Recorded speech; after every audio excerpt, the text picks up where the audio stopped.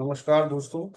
आज आपके सामने ईस्टर्न बॉडी वेस्टर्न माइंड नोडिया जोरी द्वारा पुस्तक लिखित के पिछले अध्याय की अगली कड़ी लेकर उपस्थित हूँ। आइए दोस्तों, इसे बड़े ध्यान से सुनते हैं।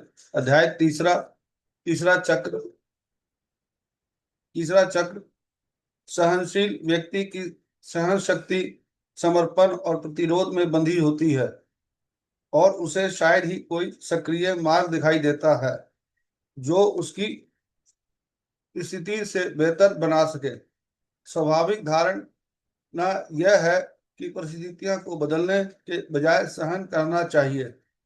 उसकी बुनियादी धर्म शर्म उसे यह विज्ञान दिलाती है कि उसे बदलाव की मांग करने का कोई अधिकार नहीं है, और अगर उसे अवसर मिले तो उसे शायद यह पता भी नहीं ना हो कि वह क्या चाहता है, क्योंकि उसने मांगने का अधिकार बहुत पहले ही त्याग दिया है।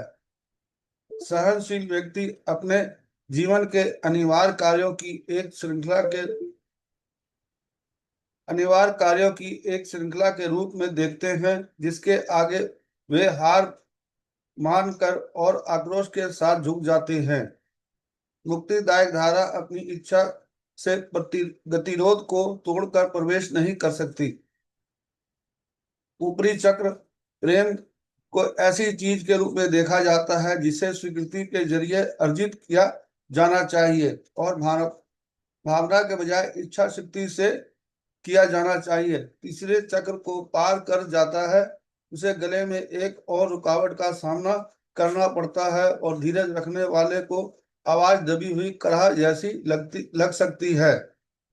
चूंकि बाहरी उत्पत्ति की अनुमति नहीं है, इसलिए रोना धोना और शिकायत करना ही असंतोष की एकमात्र स्वीकार्य अभिव्यक्ति है। गले में रुकावट के कारण आंतरिक दुनिया का अधिकांश भाग छठे और सातवें चक्र से दूर रहता है और इसलिए चेतना से दूर रहता है। इसके बजाय आंतरिक दुनिया हमेशा अचेतन में रहती है और धीरज रखने वाले लोगों को अपनी प्रक्रिया को समझने में कठिनाई होती है। अपनी दुर्दशा में वे स्वयं के लिए एक रहस्य है और वे बस यह निष्कर्ष निकालते हैं कि वे त्रुटिपूर्ण और अपर्याप्त हैं और यह अपरिवर्तनीय है। ठीक होने के लिए धीरज रखने वाले को क्रोध और कोमल दोनों भावनाओं को व्यक्त करने की आवश्यकता होती है। इच्छा शक्ति के अत्याचार को आलोचना करने के बजाय उसे कुछ अधिक उत्पादक कार्य देख के त्रास किया जाना चाहिए। स्वयं के विरुद्ध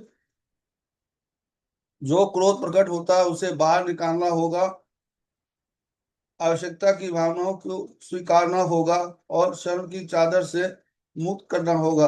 गति धारणात्मक पैटर्न को तोड़ती है और कामुकता पोषण को अंदर आने देती है। आत्मसम्मान का निर्माण अंतर्निहित विषय है, ताकि एक बड़ा अहंकार आंतरिक आलोचक का सामना कर सके और एक बार फिर स्वायत्तता में उभर सके।